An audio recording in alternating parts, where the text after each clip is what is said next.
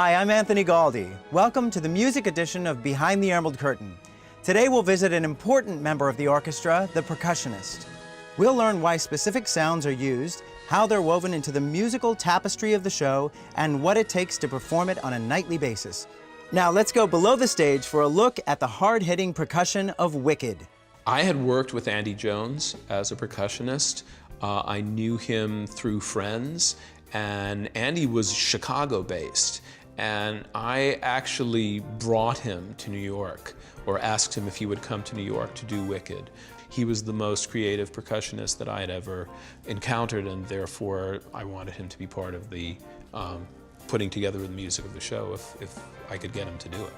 I've been with Wicked since the beginning of the show, and throughout rehearsals, Stephen Schwartz, Stephen Remus, Jim Abbott, Bill Brohn, and I all worked together. Schwartz really wanted Oz to have this kind of sparkle and exotic sound that doesn't exist anywhere else. We're working in a fantasy drama which requires several layers of removal from the reality. The percussion does have very specific thematic ideas in it.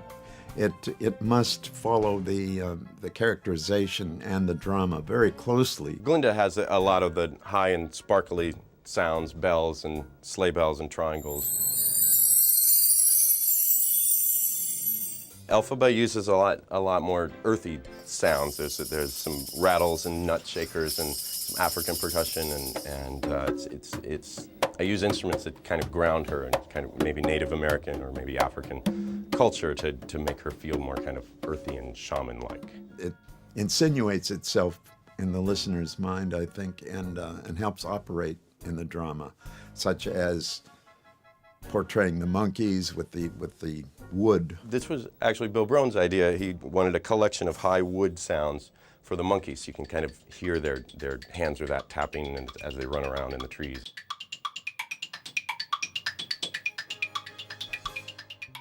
Andy is, he really thinks about telling a story with percussion. Some of the instruments are things that he makes. This is a pair of bird flappers that myself and a friend actually developed. Some of the things are standard instruments, but he uses them in a different way.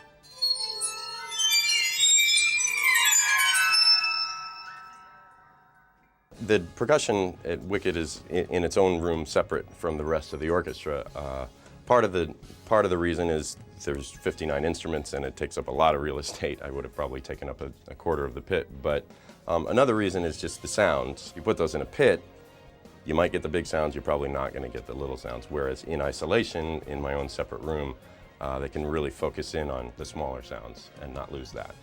They have 6 mics placed throughout, but to close mic the show, I wear a hat that has a microphone on the front, and so I can do a shaker and like fade out, or if I want something a little louder, I'll lean closer to it. It's strung to the ceiling, and it travels all around the setup, and whatever I'm looking at or playing picks up.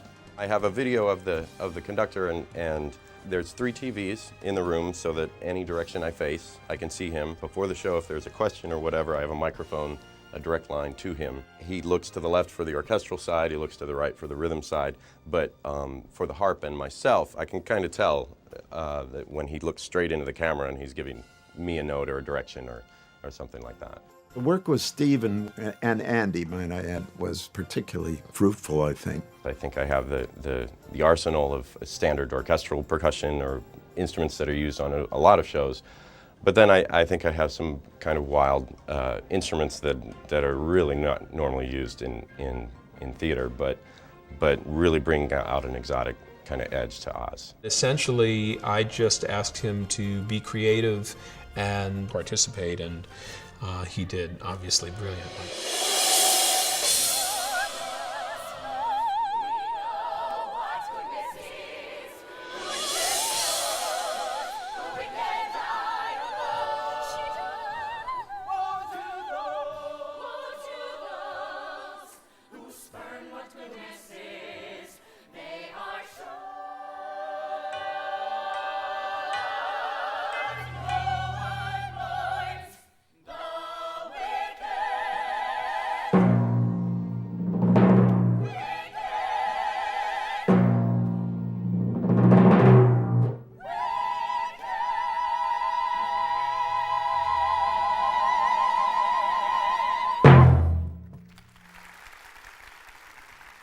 Ta-da.